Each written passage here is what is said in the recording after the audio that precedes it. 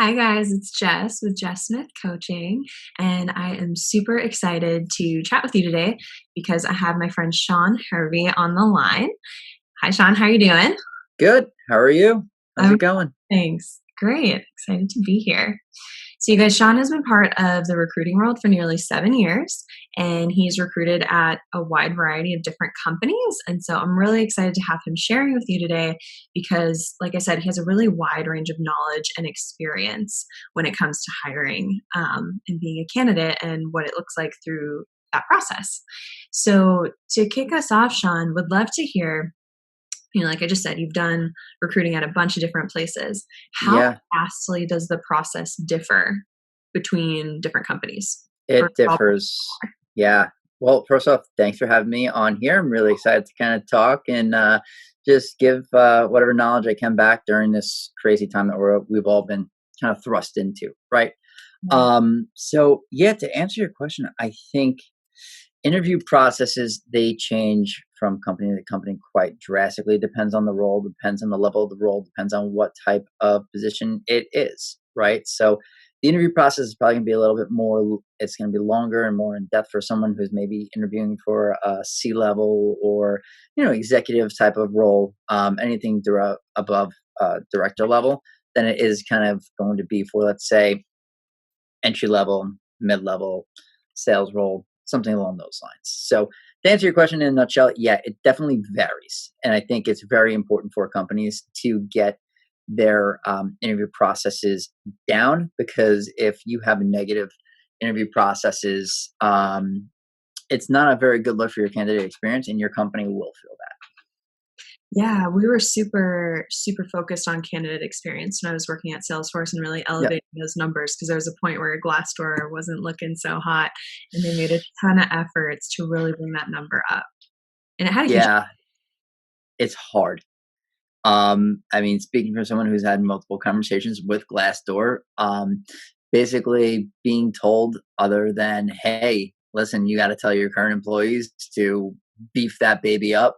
There's really not much that you can do other than force yourselves to get better. Because the beautiful thing about Glassdoor is that it is a real honest type of platform where people are going to voice their opinion, right? I mean, you also have to take it with a grain of salt, right? There are always going to be some bitter people that are going to be out there just because they didn't get the job, or whatever their own personal reasons are. They can be very vocal about it. So I do talk to people and tell them to take that with a grain of salt. But overall, I think it's a good tool for everybody to at least take a look at before they accept the job. yeah, because candidates are interviewing the company as much as the company is interviewing them, right? I say that all the time. Like, that's one of the things I'm constantly tweeting stuff about that, right? Just about the interview process and how it is a two-way street. It 100% is. And one of the things that I think a lot of companies do get wrong is the fact that they don't see it that way, right? Mm. Especially when you're in the startup world, the tech world, everyone thinks that they're the Uber of cottage cheese and the Netflix of refrigerators and stuff like that. And they think that, hey, we're the next big thing. So why would you want to come and work here? Why do you want to come and work for us? But Yeah. really, the talent pool, dude, like, you have to open that up, and you're selling. You are also the ones that are being on display too. So you're not the only buyer in this transaction. Candidates are also buying you. So you have to come at it with an open mind, and you have to come at it with, hey, listen, if I like this person, we're going to sell them too. Yeah, yeah, and treating them in a way that it's like, we would Just love. be a human being, man. Like, it's not hard, right? Let them know, hey, listen, we're going to move forward with you. We're not going to move forward with you. Hey, Yeah. we're still talking to a couple people. We'll let you know by Friday. Okay. Friday runs around. Hey, don't have an update yet. Sorry, it's taking a little bit longer. Mhm. Simple, simple things. A lot Yeah, of companies aren't doing. yeah, that just put candidates at ease. That kinda leads into, one of my next questions for you is what are Yeah. the things that recruiters have to deal with, on the back end that would influence the hiring process that candidates, are not really seeing? Oh, God. How much time do we have? Like 20 minutes, you said? Um, Yeah, no, there's so much stuff that goes on and behind the scenes, right? Whether it's you're working with hiring managers, you can't get in touch with them, they're not giving accurate feedback. Let's say two people love the candidate, but the other two were like, "Hey, I like them, but I don't know yet." One person hated them. Like you're trying to get all these different opinions to kind of get together and come to a decision, especially in my space where I kind of focus is enterprise sales level. So I have candidates, not candidates, I have managers all around the country, getting salespeople in one room. You know this. You I work work at with salespeople Salesforce. You too. understand this. Trying to get them and just sit down with you for 5 minutes and fill things out in greenhouse and just have a conversation with you is so hard sometimes.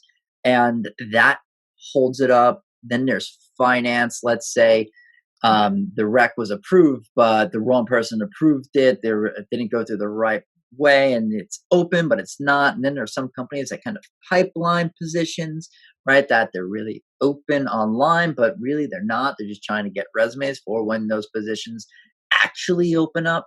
There's a lot of stuff. There's a lot of stuff that goes kind of behind the scenes.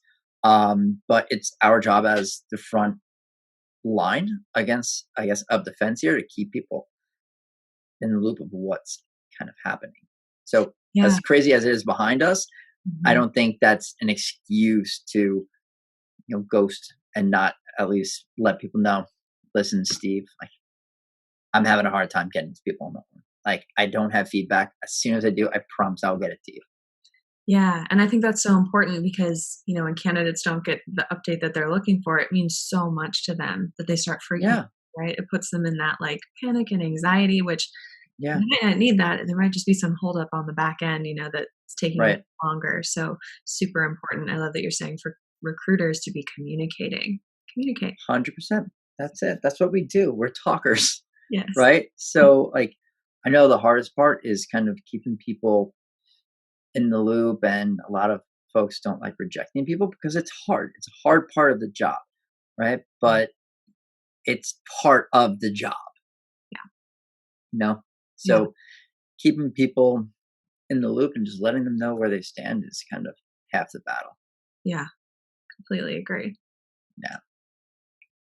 So I like this question. What is kind of like a hard truth that candidates would benefit from hearing? So I'm gonna before I answer this question, Yeah. I'm gonna give you a little backstory. Okay. I posted on LinkedIn maybe about 2 years ago a very hard truth Okay.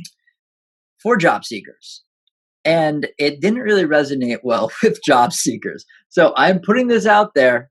If you want the truth, I will give it to you. Mhm. Yes. Go Want it? for it. Okay. Yes. So what I said was that recruiters do not work for you. Mhm. Yeah. That's that's the truth. They work for their clients and they work for their company.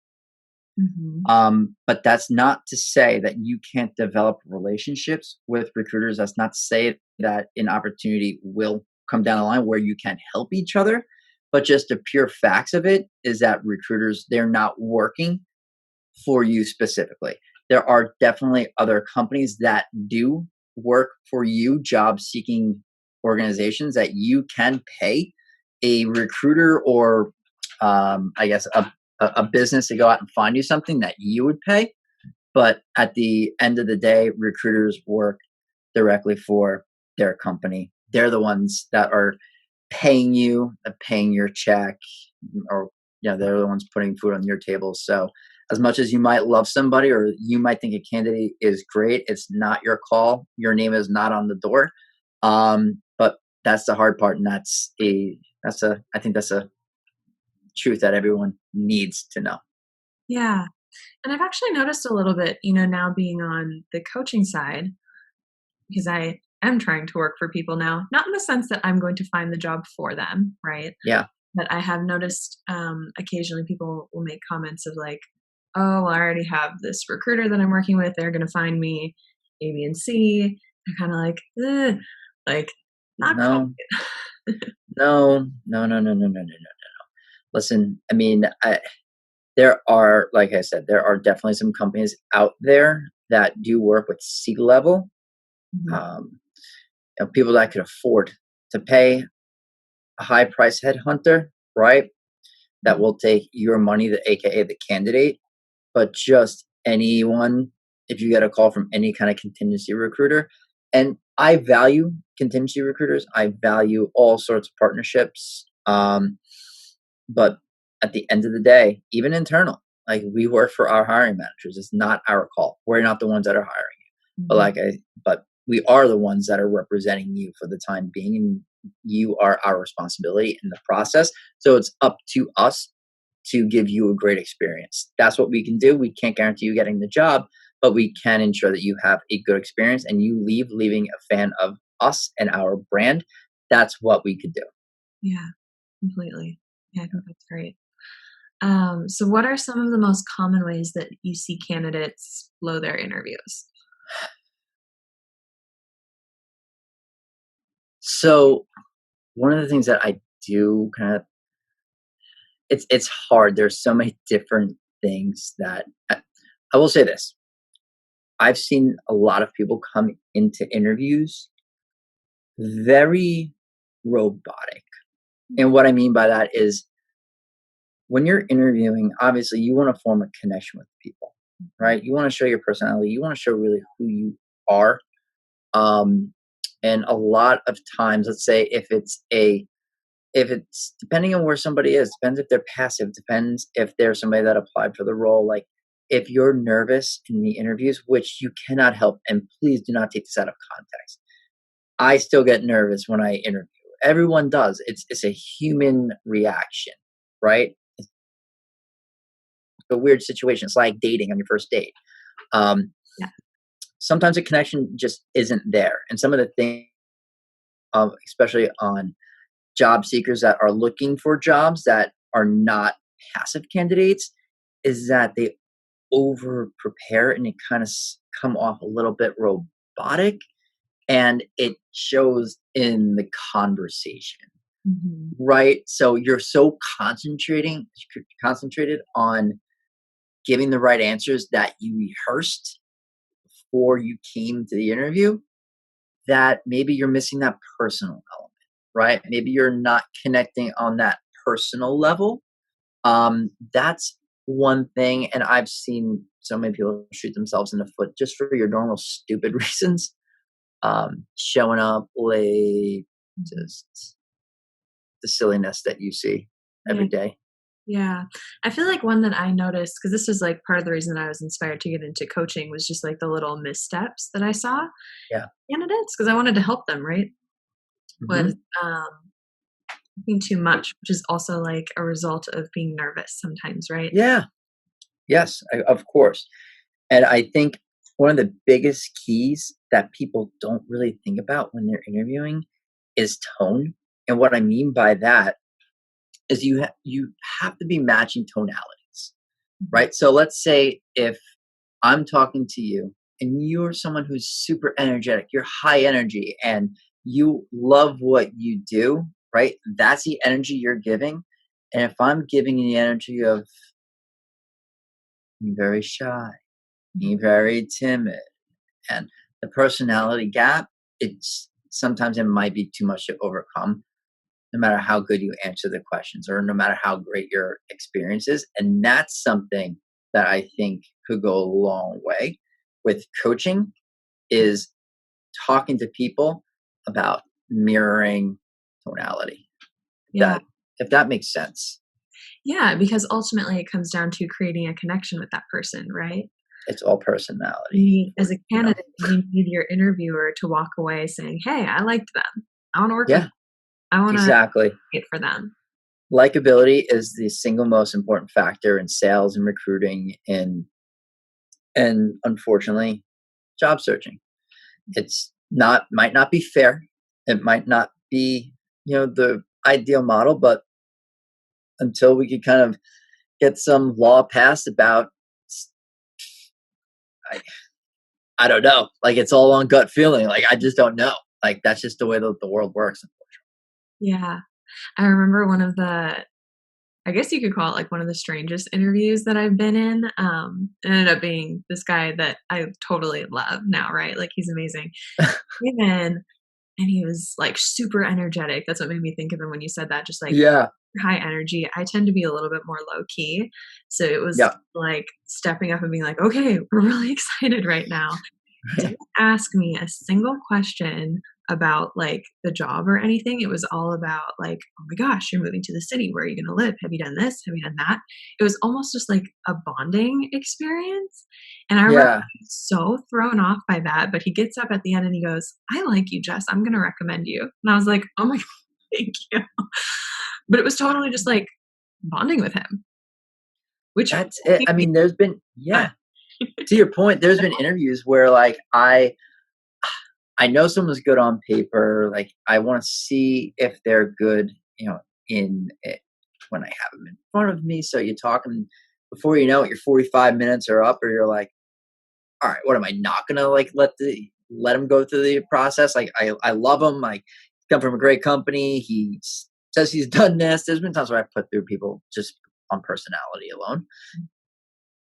Plus, that's what the hiring managers are there for anyway, right? Like we're the first line of defense. So Yeah. Yes, exactly. Get the personality and the culture fit right. Is yeah, step one. step one. Step one. Do you have any tips on how people can? We kind of talked about two opposing things. It's like talking robotically by being over prepared and then talking too much Yeah, a little bit of a by contradiction, I under guess, right? prepared. But do you have tips on how people can like combat those nervous habits?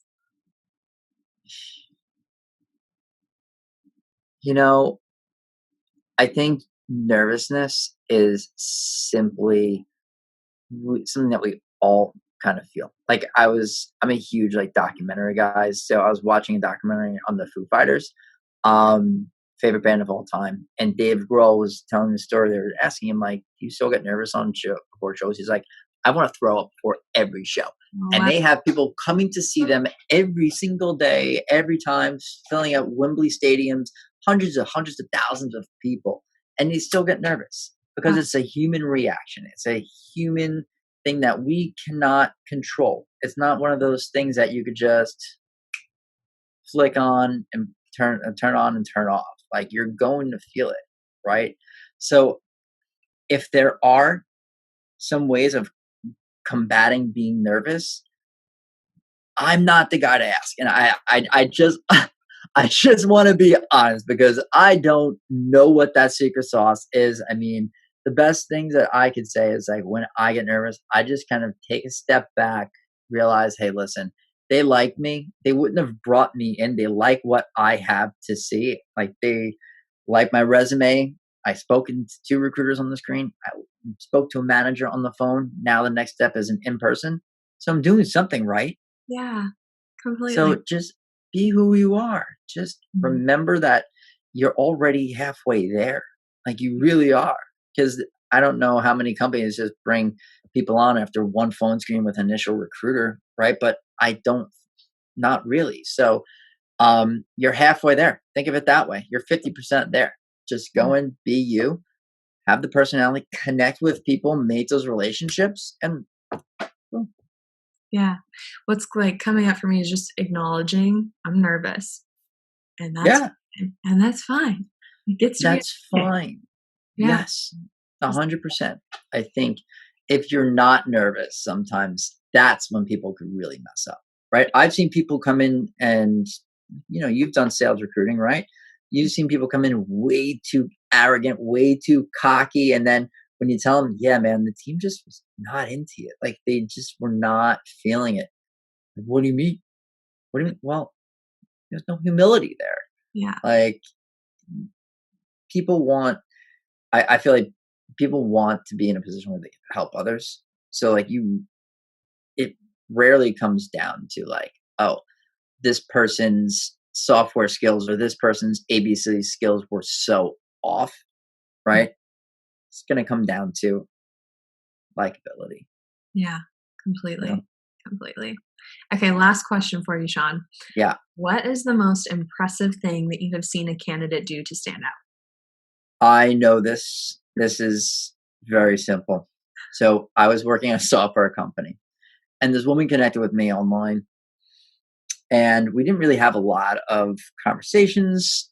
She was an account manager. I think she was working at like monster.com or something like that. And she saw a position that was open for one of the companies I was working with. And she found out the company that I worked at, or she found out the address. And I guess she had followed me on LinkedIn for a while, and she knew I was, obsessed kind of with Batman and comic books and stuff like that. So she sent me a nightlight, a bat symbol nightlight Oh my god. to the office. And I'm not saying that this is something that you should do all the time, okay? Because there are a lot of asshole people. There are a lot of people out there that will not, um, they'll just kind of look at it and they won't really even say thank you, right? Um, but yeah, so she sent that to me, and I reached out. Unfortunately, she didn't get the job. I'm gonna be very. This is not a happy ending story, but obviously that got my attention. Oh, And there was also another woman who came in, another person who came in and dropped off like her entire portfolio of like what she did and what she's done, marked it to me specifically, dropped it off in the office. wow. Right. So she managed to get into a New York City building and drop it with the receptionist. How she got up there, I don't know. I have no idea, but she did, left her entire portfolio. Um, and I think she actually got, I think I actually was able to give her that person the job. So So cool. those are a couple of things. Yeah, being unique, right? Yes, being unique. And the first Absolutely. I loved, like, it was something very personal to you. Yeah. Yeah. And I'll always remember that. I'll always remember that. I remember the person. Um, Actually, just thinking of that now, I should reach out and say, hey, and just let her know that I talked about her on Yeah, an interview. I like that. That's so fun. Yeah. Cool. Well, thank you so much for sharing, Shaun. It's been great chatting. Like I said, super appreciate all of your Sure. insights. You got it.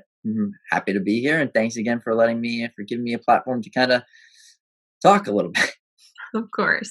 Love it. Well, take care. We'll talk to you All again. right. All right. Bye bye. Bye.